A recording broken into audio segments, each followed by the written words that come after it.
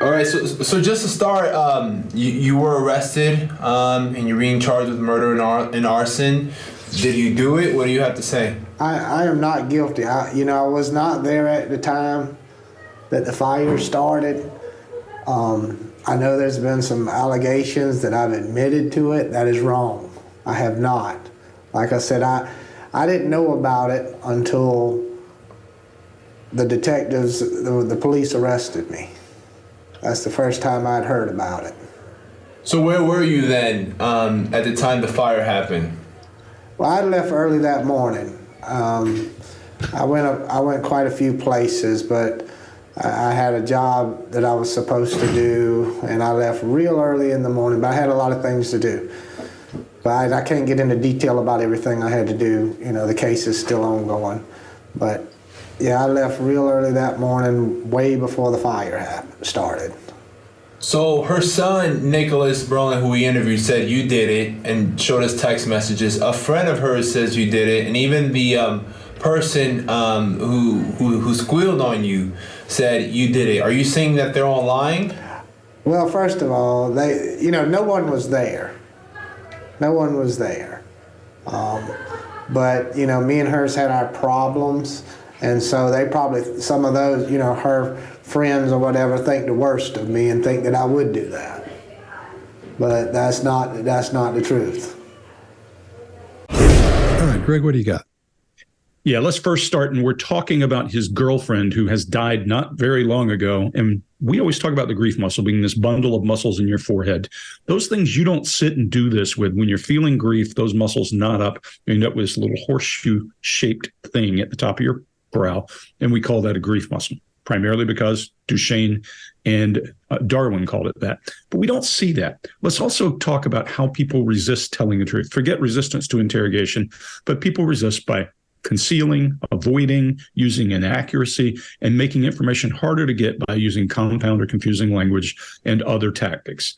And you'll see it all the time. He's going to do it by redirects, apparent helpfulness, like I'm trying to help you, sticking to the case. I can't tell you because the case prevents it. That's classified. I can't share it with you. And then insinuating evident innocence, but not actually coming out and saying it. This guy does what we call the romancer all the time, where you make hard eye contact to see if a person is believing you. And watch him as he looks away. You'll see blink rates increase. But when he's making hard eye contact and he's focused, that's not there.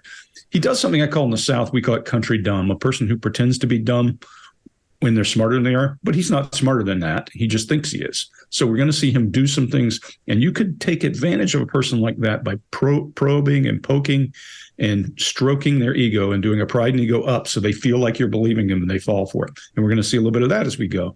This guy's been in the system clearly at some point because he uses words like not guilty, allegations, not I didn't do it, I'm not guilty. He's halting as he talks at the time the fire started. That's the first redirect, and allows him to talk about the fire, not about a death. And there's some key body language in there.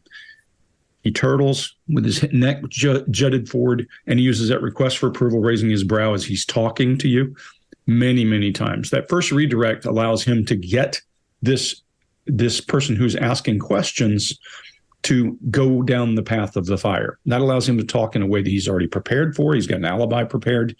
And you can hear his cadence shift as he goes. And by cadence, I mean dun, dun, dun, dun, dun, how fast or slow he speaks. It shifts when he goes into quite a few places, had a job that I was supposed to do, long vowel. Something's up there, would want to know and dig in a little further.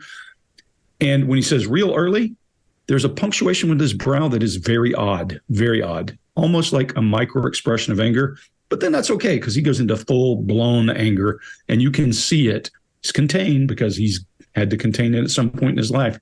You see his lower teeth show, looks under his brow, and I would guess that what we're seeing in that place, if you were to freeze it, is a small expression of what his anger looks like when he's in private, is just what he's doing here. There's so much in here. I hate to go even this long, but when folks are challenged, they get angry. Those are usually narcissists. They get really angry. And that's what I think we're seeing here is some of that. There's also some feigned belief when she says, or when the guy says, you did it. When somebody said that he did it, you can see that the expression in his face, that disbelief, he's gone that quickly, and a new one takes over. And he's doing something I would call an angry smile, where he's got his upper lip is tight across his teeth. And if you do an eye lock with that, that's a predatory angry smile. Chase, what do you got? Yeah, I agree with you. There's a lot in here. And Just you kind of just dissected the whole thing. There's a couple of things in here that I noticed watching this. His blink rate goes up right away. And he's saying, I am not guilty. I was not there, which is a failed denial. It's not a real denial. And then there's a shift to nothing but this unusual left-sided recall. So he's looking down into his left a whole lot, looking kind of crazy amount of eye movement to his left side, which down here, this left downward looking gaze is what people associate, or what we associate with internal dialogue. Someone's talking to themselves or rehearsing what they're going to say. He calls the other person's story allegations instead of lies. Greg, you touched on this. This is big when somebody's not really saying that someone else is a liar.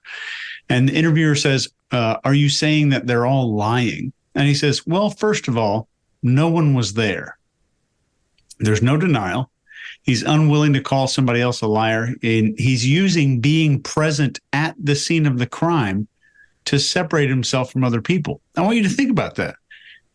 He's using being at the scene of the crime to separate himself. And Craig, you covered a lot. In the rest of these, I'm going to do something different in this episode. And in each of the following videos, I'm going to cover a few developmental, genetic, and neurological issues that can cause violence, aggression, and other antisocial behaviors. And I'm going to start with genetic factors in the next video. This guy reminds me of a perfect, exact caricature of Scott's example of a Southern lawyer. And I'll pass it to you, Scott. Okay. That was a while ago, man. Wow, I can't believe you remember that. That's a good one, though. Wow. Yeah, this thing's full of it. So I had to put it. I actually had to use my notebook thing today this time.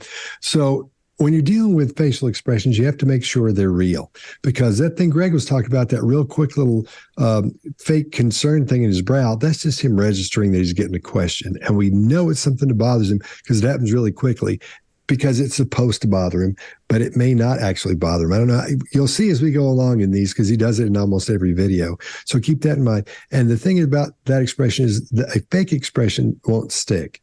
What you're looking for, the real expression, is it sticks and it fades away. We dealt with that with the Amber Heard stuff. And in this situation, it comes on so quick and it goes away. But it's this feigned concern thing he's got going on. And you're right. He's focused. He laser focuses on her because he wants to make sure he's being believed. Well, when she asks him questions, those eyes get wide and he just looks, and his blink rate's really low. So he's worried. You know, and quite often we know there's an issue there when somebody's blink rate goes up and they start worrying, they start blinking a lot. But he's worried she's not going to believe him. But he's here for the only reason he's here is to get his story out. That's the only thing that he's trying to do, is get his side of it out. Because apparently, as we'll go through this, you'll see it's everybody's saying, this guy did it. I know he did it. It's this guy, man. He did it. Everybody, his best friend, his girlfriend's friends, all those. So we'll see how he's fighting against those. That's what we're dealing with here. Somebody trying to set his story up to ward the other ones off. To me, when he does that head shake like that, those should be. It would be more convincing to me if he was doing this, even though he's saying no. He should be doing the confirmation nod instead of the shake no, because those are out of whack. They're not going in time. So I don't know what's going on there. I'm not sure he knows what's going on there either. He's rehearsed this in his mind, but he hasn't talked about it out loud. He hasn't rehearsed it with anybody because he can't say it out loud in the jail because he looked like he was nuts. And they're saying, no, I did not. No, I did not. All those things. The non-contracted statements, those things where he says, and denials where he says, that is wrong. I have not. We know better than that, because that lets us know he's been thinking about it. So you'd say, "What? No, that's wrong. No, I didn't. I didn't do it. It wasn't me." You shorten those because you're trying to get those out. You don't say, I did not. I have not. Nobody talks like you. Some people talk like that every time I say this. Because I talk like that every time I talk to someone. Maybe you do, but you don't say, I have not very often. I won't go into that. What might be wrong with you? Then he does that nod yes when he's saying that was the first time he'd heard about it. He said, that's the first time I heard about it. I don't think we know that's not true because he did it. And he's in prison for it now. So I can say that with confidence on that.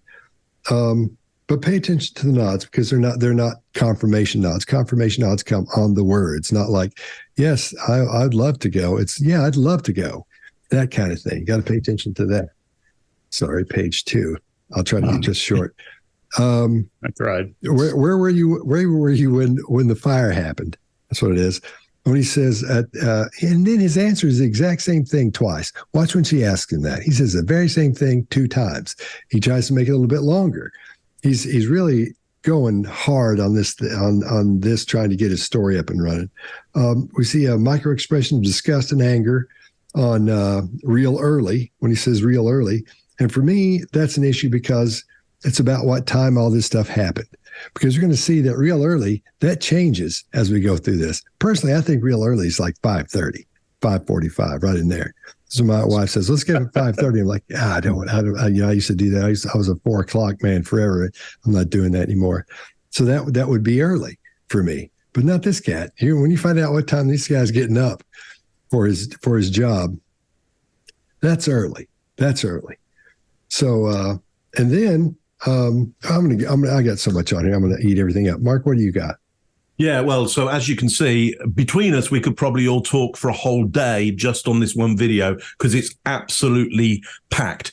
As is usually the case, I don't know who this is. I don't even know what they've done at this point. And for this character, you probably don't know who this is and what they've done because Greg has managed to pick this one out of the ether somewhere. It's not really big in the news. So fascinating to watch. And just so you know, we're the behavior panel and we're doing behavioral analysis, which means we're going to look at everything that's there. What's behavior? It's everything that people do within a context, which not only means how they're moving, what they're wearing, what context they're in, but exactly what they're saying, the cultural context around that.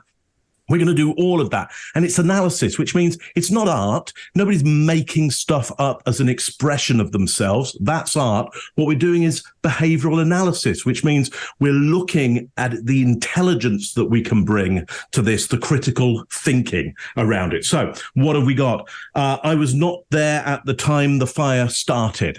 Okay, well then, when were you there? I mean, it kind of suggests that you were there at some point. So the interviewer, quite good interviewer, says, where were you then? Well, he doesn't answer with a place. A place would be a good answer to that. He answers with a time, left early in the morning. Okay. With quantity. I went to a few places. Yeah, but we want to know where. What are the places? Not what time. We want to know the place. Well, a few places. Okay, quantity. And then it's just full of omission. The job I was supposed to do. So we were asking for a place, and now you're going to tell us about the job that did not happen. So this is just excuses and moving around the question to quite an extraordinary degree here. I agree with everything everybody's said. The concern there at the start, just go back and look at that concern. It's utterly mismatched in every way. It happens way too early, which suggests he already knows what the question is going to be. It doesn't fade in the right way. Just as Scott said, everything about it makes you go, if you are analyzing this, you go, there are things that are wrong with that. Now, you may get a feeling about it, but what we're seeing is the things that are absolutely mismatched about it. There's looks for approval there. There's a lot of disgust, and we're going to see a whole bunch of disgust throughout this. We'll talk about that. There's lots of adapting in the chair. We'll see that a lot. We'll see another adapter that happens a lot as his arm swings behind. We'll see that later on. Look, are you saying they are lying? Yes would be a really good answer to that. Yes, they are lying. Yes would be a brilliant answer, a good answer. But what he does is he tests the credibility, the relationship, the character, and the verity, the veritas, the truth of just one accuser. There were lots of people who are apparently accusing him. Yeah, he just goes for one of them and does a character assassination. There's so much in that immediately makes you go, I have no idea what the guy's done and why he's there in the orange jumpsuit. But right from moment one, I go, yeah, there is for sure a strong degree of something's up about this. And that's not instinct. That's just details that are clear for us to see. One of those tape replays. All right, so just to start, you were arrested, and you're being charged with murder and arson. Did you do it? What do you have to say? I am not guilty. I was not there at the time that the fire started. I know there's been some allegations that I've admitted to it. That is wrong. I have not. Like I said, I didn't know about it until the detectives, the police arrested me. That's the first time I'd heard about it. So where were you then at the time the fire happened? Well, I left early that morning. I went quite a few places, but I had a job that I was supposed to do, and I left real early in the morning, but I had a lot of things to do. But I can't get into detail about everything I had to do. The case is still ongoing. But yeah, I left real early that morning, way before the fire started.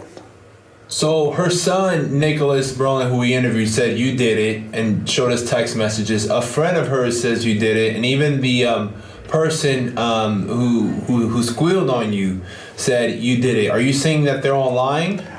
Well, first of all, no one was there. No one was there.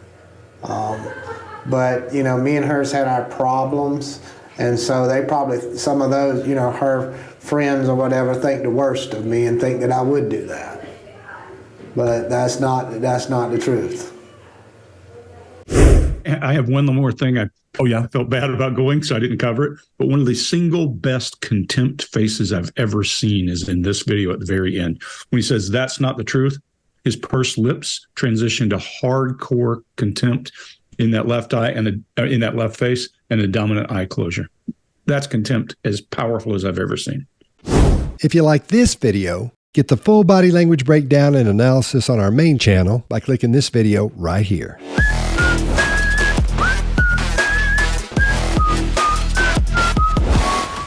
You know what?